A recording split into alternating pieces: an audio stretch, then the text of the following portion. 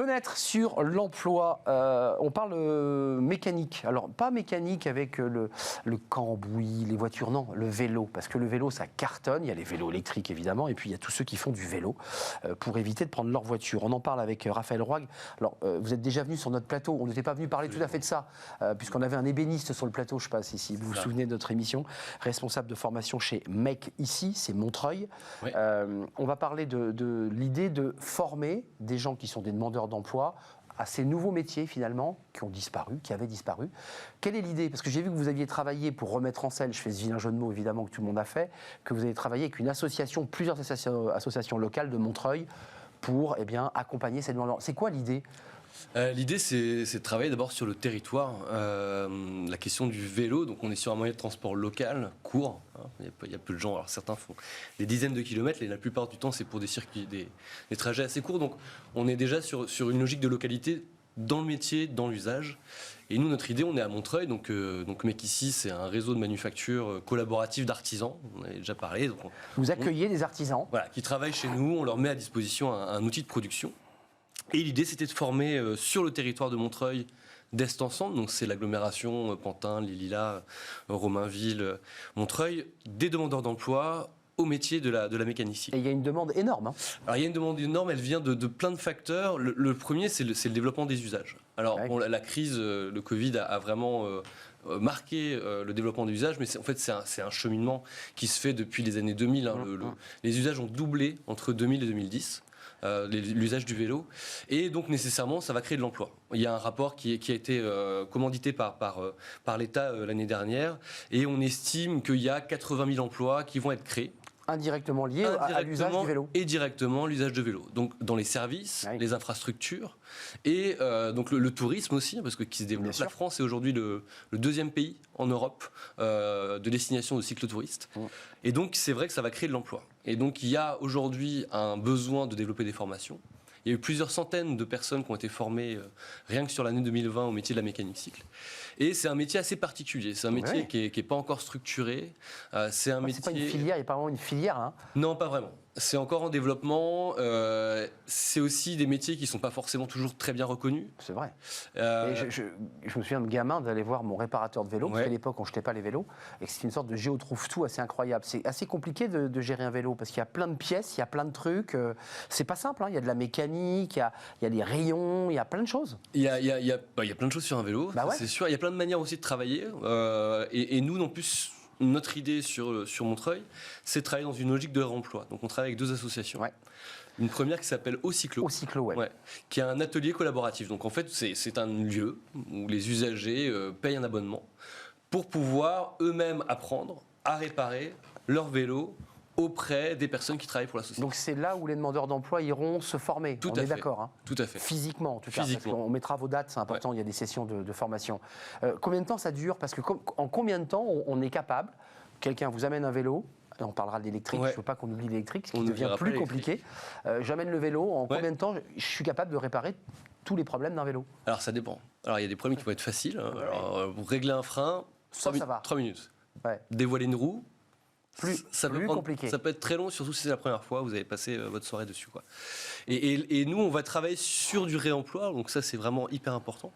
Donc là, l'idée, c'est aussi de former les personnes à utiliser des pièces qui sont donc de récupération. Pour essayer de les bidouiller sur le vélo. Quoi. Pour pouvoir réparer le vélo. Et pas forcément toujours avoir cette logique d'acheter une pièce neuve, d'autant qu'il y a une pénurie en ce moment de pièces détachées, de cadres qui frappent toute l'Europe. Aujourd'hui, pour acheter un nouveau vélo, il y a des mois d'attente. Et donc cette logique du réemploi, elle est très importante. Parce que la France aussi est un des rares pays où il y a beaucoup d'usages, mais on importe énormément et la capacité de production est très faible par rapport à d'autres voisins européens. D'ailleurs, on ne l'a pas dit, mais vous parliez des usages dès 2000 où les gens ont commencé à faire du vélo, c'est vrai.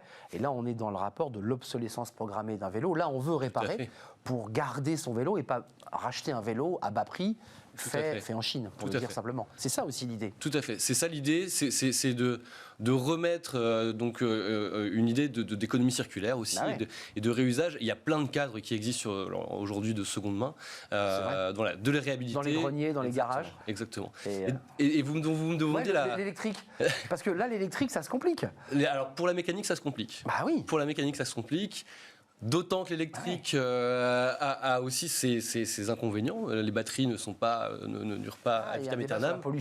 Il y a un débat sur la pollution. Il y a un débat sur la durée de vie. C'est-à-dire que si le modèle de votre batterie à un moment donné n'existe plus, votre vélo, il va falloir aussi le réaménager. Il y a plusieurs types de batteries. Il y a la batterie qui est dans le cadre. Exactement. Puis il y a la batterie qu'on met derrière, qu'on glisse en portatif, ce qui n'est pas la même technologie. Voilà. Ouais, c'est compliqué. Et c'est en plus une filière où les modèles, les pièces sont très différentes, changent tout le temps. C'est vrai. Donc il n'y a pas forcément de logique, à un moment donné, d'homogénéité. Vous savez, c'est comme le débat sur les chargeurs des téléphones portables. C'est exactement ça. On est sur le même débat. Quelle folie. Exactement. Et donc c'est vrai que c'est aussi qui s'affrontent, qui à un moment donné meurent. Donc tous les appareils qui ont été créés avec vont mourir. Incroyable. Et sur la durée, c'est une réalité quand même. Quand on a un vélo électrique, il faut quand même aller chez vous, et se dire comment on fait. Tout à fait. Donc là, vous allez essayer de vous centrer aussi sur cette formation. C'est pas si simple. Non, on va faire les deux. Alors sur l'électrique, finalement, les gestes de réparation ne sont pas très différents. La plupart sont les mêmes. Ouais, bien sûr. Il y a plutôt la question des connectiques et de l'entretien. C'est une formation de 350 heures, vous me demandiez. Oui, et ça fait 10 semaines, 2 mois, et voilà.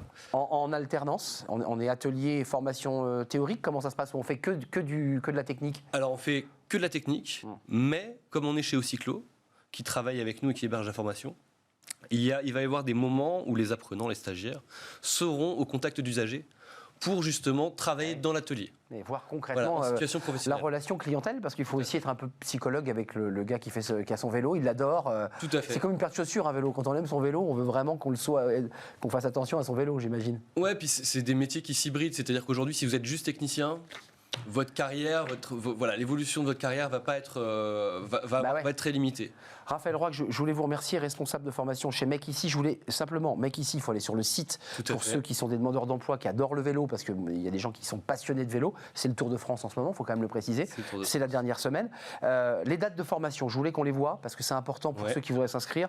Du 1er septembre au 10 novembre 2021, je ne dis pas de bêtises. C'est ça. Du 15 novembre 2021 au 4 février, qui est la deuxième session, février 2022, bien entendu. Puis il y en aura une troisième, du 7 au 15 avril, 7 février au 15 avril 2022. Et c'est gratuit pour les demandeurs d'emploi qui ont un diplôme inférieur au bac. C'est ça. Et qui sont franciliens.